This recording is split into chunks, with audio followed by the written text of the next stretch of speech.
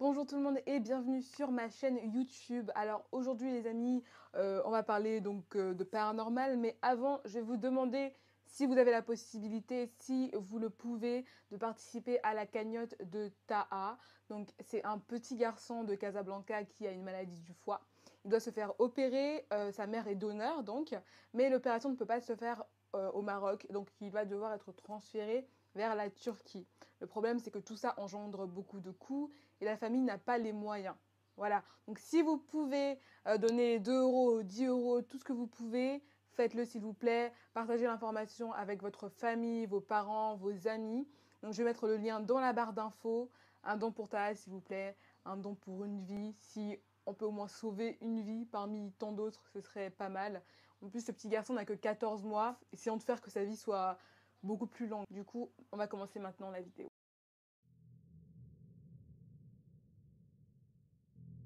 Reddit est un site web communautaire américain très populaire pour la diversité de ses posts, du plus drôle au plus effrayant.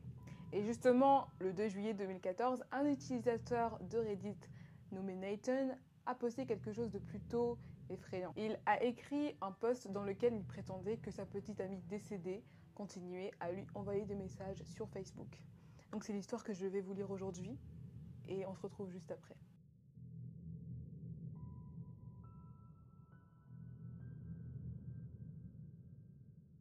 Ma petite amie Émilie est décédée le 7 août 2012. Je viens de recevoir un autre message et il est pire que les autres. Elle a été victime d'un accident de voiture en rentrant du travail. L'automobiliste responsable avait grillé un feu rouge. On sortait ensemble depuis 5 ans à ce moment-là. Elle n'était pas très enthousiaste à l'idée qu'on puisse se marier. Elle disait qu'elle trouvait ça vieux jeu, archaïque. Ça lui donnait un sentiment étrange.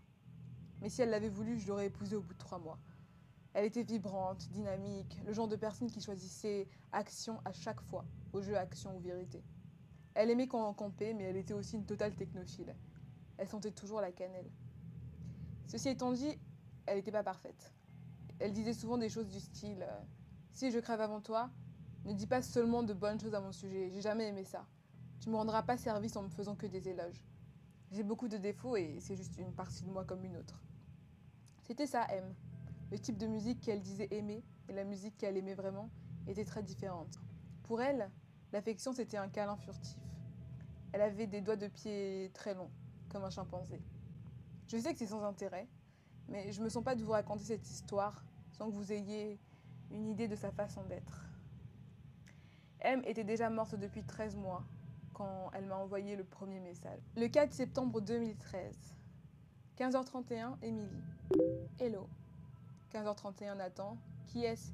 C'est vraiment bizarre de recevoir des messages du compte d'Émilie. 15h40, Nathan. 2 points d'interrogation. Ok, eh bien. Eh bien, à l'avenir, s'il te plaît, envoie-moi des messages de ton compte si tu veux discuter à propos du profil d'Émilie. 15h44, Émilie. Hello. 15h45, Nathan. Suzanne, tu es sur le compte d'Émilie? Ça a commencé comme ça. J'avais laissé le compte d'Émilie activé pour pouvoir lui envoyer des messages de temps en temps, poster sur son mur, regarder ses photos. Je voulais pas en faire un mémorial, ça faisait trop définitif, trop pas Émilie. J'en partageais l'accès avec sa mère, Suzanne, ce qui voulait dire que sa mère avait son identifiant et son mot de passe et avait passé un total de 3 minutes sur le compte ou en total sur son ordinateur. Après une petite confusion, je me suis quand même dit que c'était elle. Le 6 novembre 2013, Émilie lui a envoyé un deuxième message. Midi 51, Émilie. Hello. Allons à la piste, bip, ce dimanche. 13h18, Nathan. Putain, c'est qui? 13h22, Émilie. Les roues du bus. 13h22, Nathan. S'il te plaît, dis-moi qui tu es. J'avais reçu la confirmation de Suzanne qu'elle n'avait pas été sur le profil d'Émilie depuis la semaine de sa mort.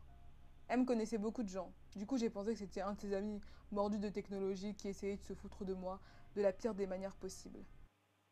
Aux alentours de février 2014, Émilie a commencé à se taguer sur mes photos. Je recevais des notifications de ces tags, mais elles étaient toujours retirées avant que je puisse voir la photo.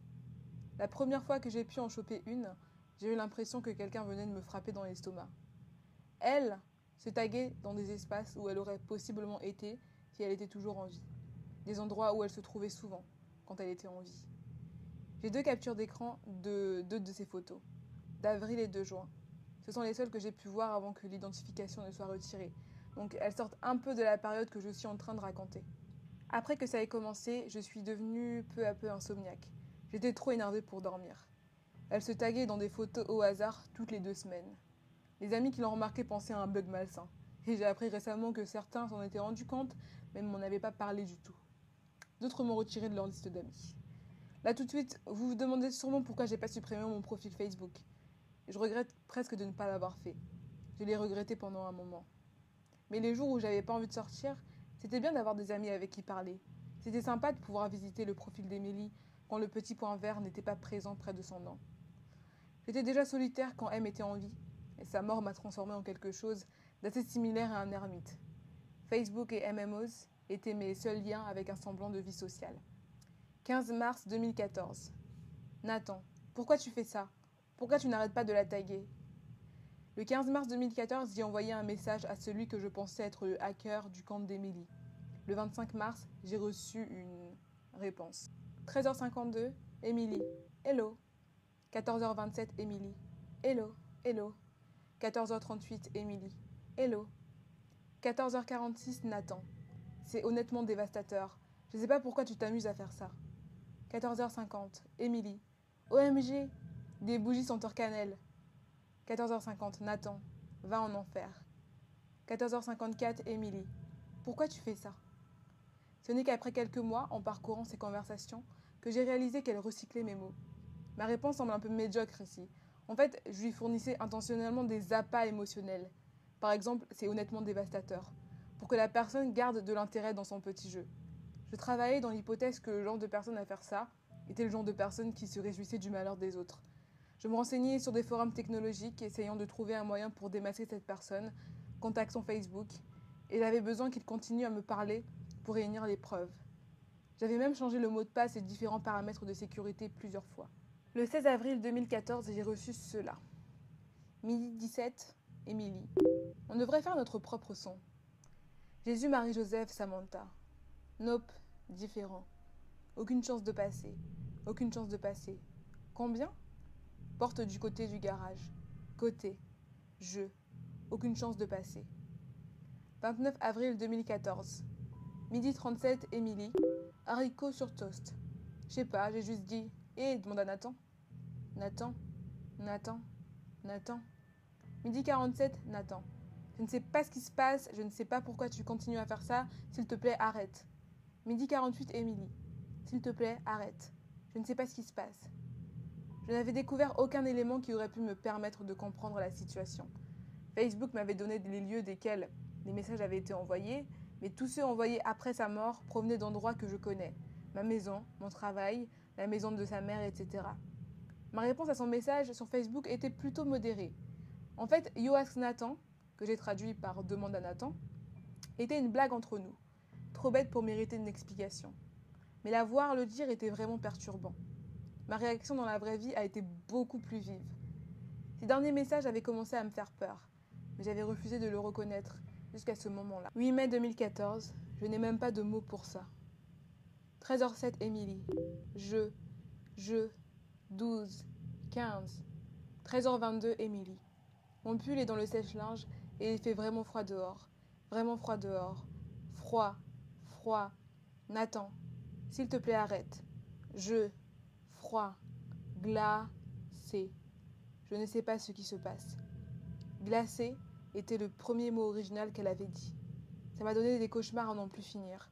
Je continue à rêver qu'elle est dans une voiture glacée, congelée, bleue et grise. Je suis debout devant la voiture au chaud, lui hurlant de sortir. Et elle réalise même pas que je suis là. Parfois, ses jambes sont dehors avec moi. 24 mai 2014, 22h53, Nathan. Je suis vraiment bourrée. Tu me manques. Qui que ce soit sur ce compte, je m'en bats les couilles. Je continue de rentrer du travail en espérant te voir devant l'ordinateur. Est-ce que je devrais pas être habituée à ça maintenant? Minuit 7, Émilie. T'inquiète, je vais marcher. Je n'étais pas vraiment saoul. M n'était pas une fille affectueuse. Et ça l'embarrassait toujours de dire « je t'aime », les câlins, parler d'à quel point on comptait l'un pour l'autre. Elle était plus à l'aise avec ce genre de choses quand j'étais saoul. Je faisais semblant d'être saoul. Très très souvent. Sa réponse est ce qui m'a poussé à faire de son profil un mémorial, pensant que peut-être ça pourrait mettre fin à tout ça. Cela peut sembler inoffensif comparé à ses derniers messages. En fait, ça vient d'une vieille conversation où j'essayais de la convaincre de me laisser la reconduire chez elle alors qu'on était chez un ami. Dans la collision, le tableau de bord l'a écrasée. Elle a été coupée en deux, une ligne diagonale de sa hanche droite jusqu'à la moitié de sa cuisse gauche. Une de ses jambes a été retrouvée en dessous de la banquette arrière. Ce qui fait que le t'inquiète, laisse-moi marcher est plutôt perturbant, car en plus d'être morte, elle n'est plus vraiment en capacité de marcher en fait. Voilà, donc 7 août 2012. Nathan, 2h08. Graysound quelque part. 17h36. Et tu es sur le chemin du retour, Émilie? 17h54. Quand tu auras ce message, s'il te plaît, appelle-moi, direct. J'ai appelé Bip, il a dit que tu es parti à 4h. Je commence à paniquer. Ça me rend malade, s'il te plaît, appelle-moi. 17h59. Émilie. Émilie. Décroche ton téléphone. On a un peu remonté le temps. Ces messages, je les ai envoyés le jour de sa mort. Elle était habituellement à la maison vers 16h30. Ça, plus quelques messages sur son répondeur, représentent les dernières fois que je lui ai parlé en pensant qu'elle était toujours en vie. Vous comprendrez pourquoi je vous ai montré ça bientôt. 1er juillet 2014, j'ai reçu ces messages hier. Émilie, 19h19. Hé, tu es sur le chemin du retour? Émilie, 19h34. Émilie. Émilie, 19h58. Quand tu auras ce message, s'il te plaît, appelle-moi. Direct. S'il te plaît, arrête. J'ai appelé Pip et elle a dit que je vais partir à 4h. Je commence à paniquer. S'il te plaît, arrête. Froid. Émilie, 20h12. Émilie. Émilie. Décroche ton téléphone. Je ne sais pas ce qui se passe. Froid. Glace. J'ai fait de sa page un mémorial et quelques jours après le message à propos de marcher. T'inquiète, je vais marcher. Jusqu'à aujourd'hui, elle est restée silencieuse. Elle ne se taguait même plus sur mes photos. Je ne sais plus quoi faire. Dois-je supprimer son profil? Et si c'était elle? Je sens que je vais vomir. Je ne sais pas ce qui se passe. Je viens de recevoir une notification, j'ai entendu le son d'alerte. Je suis juste trop effrayée pour changer de fenêtre et aller voir. Je viens d'ouvrir la notification. Je l'ai entendu alors que j'étais en train de vous écrire ce post. Voilà le message. Émilie, 21h03. Glacée. C'est ma porte, c'est mon ordinateur. J'ai eu le message il y a 3 heures, mais je voulais pas voir ce qu'il disait, jusqu'à maintenant. Maintenant, je suis vraiment effrayée, et j'ai aucune idée de qui a pu prendre cette photo. Je suis sur ma tablette, dans mon garage, zen pour le moment. Je vais voir des amis. Dans la panique, j'ai oublié d'ouvrir la porte du garage, du coup, j'essaie de prendre mon courage à deux mains pour sortir et le faire maintenant. Donc voilà, c'est la fin de l'histoire. Le post s'arrête là. C'est la dernière chose que Nathan a posté sur le forum. Donc, cette histoire est assez effrayante en effet. D'ailleurs, beaucoup de gens ont suspecté Nathan d'avoir créé l'histoire de toutes pièces. D'autres se sont inquiétés de sa santé mentale. Peut-être qu'il était schizophrénique, qu'il avait des troubles de la personnalité, etc. Voilà. Mais c'est vrai que l'histoire a été beaucoup lue et que surtout elle a créé beaucoup de réactions parce que elle fait très très très vrai. Il y a des preuves, il y a des screenshots, etc. Voilà. Moi, pour ma part, je ne sais pas, je n'arriverai pas à trancher, en tout cas. Ça peut être totalement vrai, ça peut être totalement faux. C'est vrai qu'il y a des gens qui savent manier des logiciels et qui ont beaucoup d'imagination et qui peuvent créer ce genre de choses de toutes pièces. Dans ce cas-là, c'est vraiment louable parce que c'est une très bonne histoire. Tout comme ça peut être vrai aussi. On ne sait pas, on ne connaît pas la vie des gens, on ne sait pas. En tout cas, si c'est vrai, il y en a qui ne vont pas dormir cette nuit. Bref, en tout cas, on n'a pas eu d'update. Il n'y a pas eu de nouvelles de Nathan depuis ce dernier post où il devait sortir de sa voiture pour ouvrir la porte de son garage et aller voir des amis. Donc voilà. En tout cas, dites-moi vous ce que vous en pensez. J'aimerais beaucoup avoir votre avis sur la question, savoir si vous avez peut-être eu des expériences similaires. Et voilà, moi je vous retrouve dans ma prochaine vidéo. Je vous dis à bientôt. Je vous fais des gros bisous.